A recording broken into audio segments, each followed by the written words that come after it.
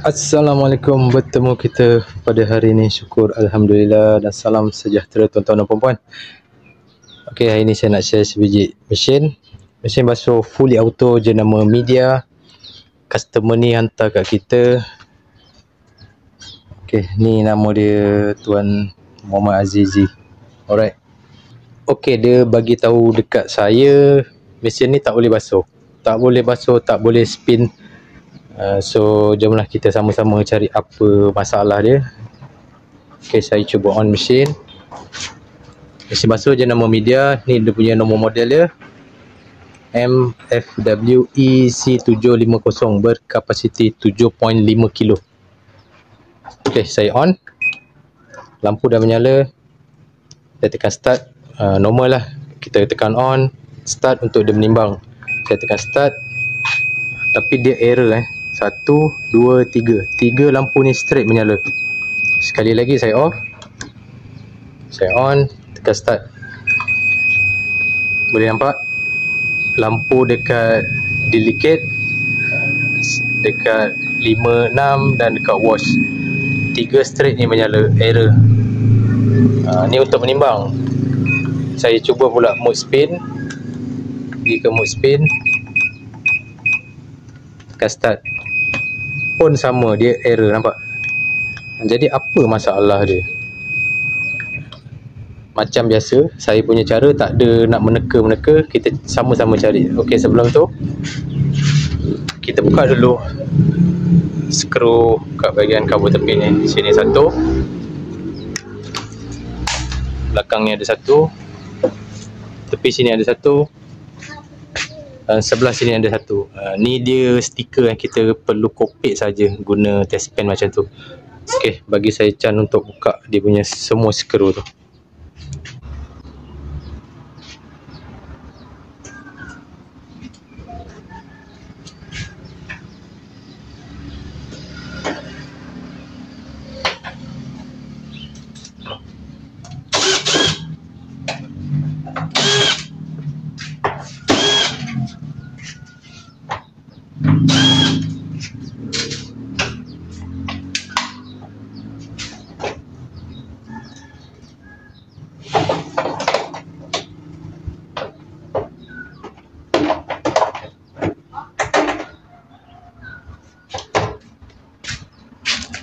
Okay, right. Kita dah buka dia punya cover top.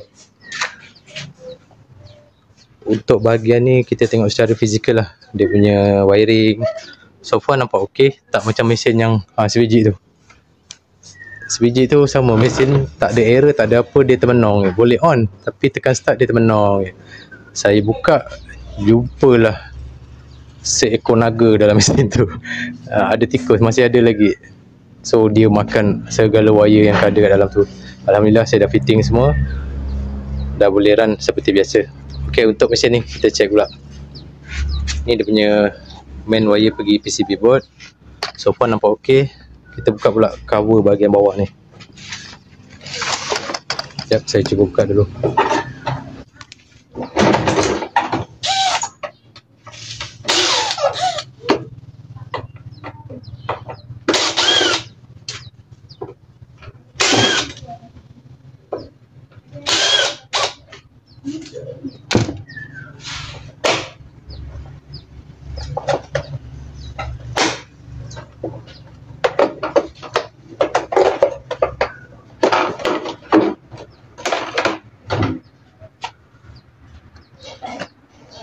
Okey, tengok keadaan dalam ni so far okey, tak ada masalah. Wire semua elok, wire water level sensor pun elok, tak ada kesan putus, bersih. Ini biasa tau, tikus suka model ni. Saya pun tak tahu kenapa, mungkin material dia sedap dimakan. Okey, tengok. Okey, tengok dia punya switch pintu. Ni dia punya, ni apa ni? Oh, okey, saya dah jumpa dia punya masalah dia. Saya dah jumpa dia punya masalah dia. Okey, tengok kat sini. Ni switch pintu. Okey, bila kita tutup pintu, dia akan lock ke atas ni. Bermakna mesin kita akan run seperti biasa. bila kita buka pintu, mesin akan error. Nampak tak? Boleh nampak? Ni. Benda ni tak rosak. Tetapi ni answer pintu ni yang patah. Sekejap saya keluarkan, selit. Ni punca dia. Sekejap saya cuba keluarkan. Alamak, sepit pula dia. Boleh tak?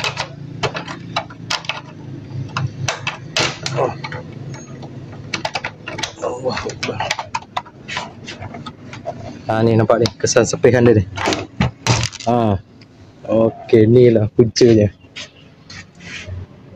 Ini punca dia. Ni selak pintu untuk touch dia punya safety switch ni, door switch ni.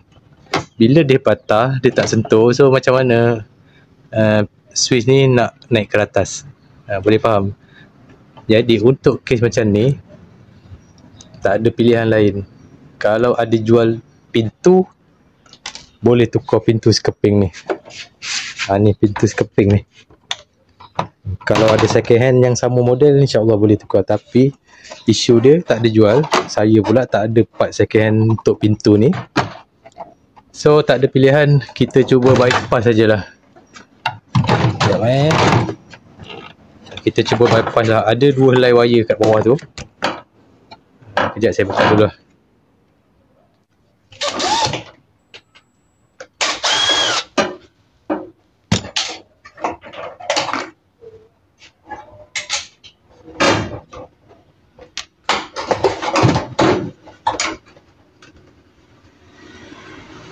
Okey, ni dia safety space. Ada 2 helai wire. Ni saya bagi tip lah satu. Pertama, kita bypass saja. Bypass tu macam mana? Ada 2 wire ni, kita cantumkannya dua-dua. Kita kahwinkan dia je. Tu cara pertama. Cara kedua, macam saya akan modify kat sini je. Saya akan ikat gunakan betai. Biar dia matikan je lock ni. Sekejap saya ambilkan betai.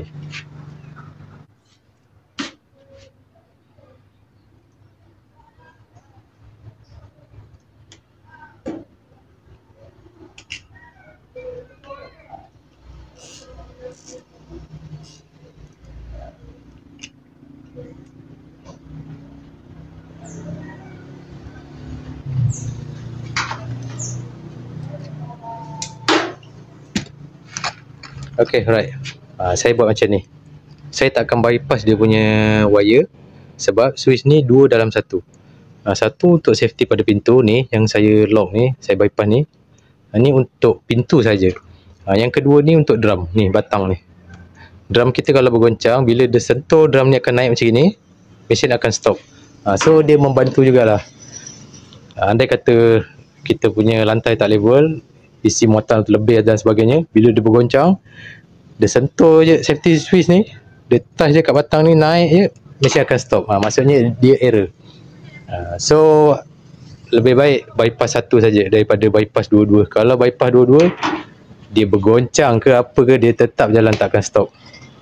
Okey, jom kita try. Saya on mesin ni, kita tengok dia error lagi ataupun tidak. Okey, ni dalam keadaan terbalik. Kita try je. Okey, saya on. Okey, mesin dah menyala. Tak apalah, pintu ni saya buka je lah, pasal kita dah bypass tadi. Saya tekan start. Alhamdulillah, mesin dah boleh menimbang. Tengok persata. Alhamdulillah. Okey, dapat belajar sesuatu tak? Jelas tak? Boleh faham tak? Okey, ni cara saya nak selesaikan masalah seperti ni. Saya tak akan bypass dua-dua, saya akan bypass satu saja. So untuk drum kita masih ada lagi safety. Okey, alright. Nampak macam mudah, tapi itulah yang mahal tu adalah masa dan ilmu skill masing-masing. Okey, alright. InsyaAllah saya pasang balik, tak ada apa hal, saya test semua. InsyaAllah saya boleh, esok mungkin owner boleh datang ambil lah. Okay, jumpa lagi di next video. Assalamualaikum, bye bye.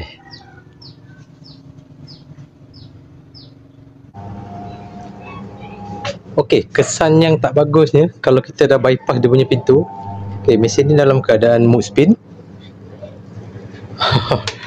Kita buka pintu pun dia tak error. Itu je lah, satu safety dia dah hilang. Boleh masuk tangan.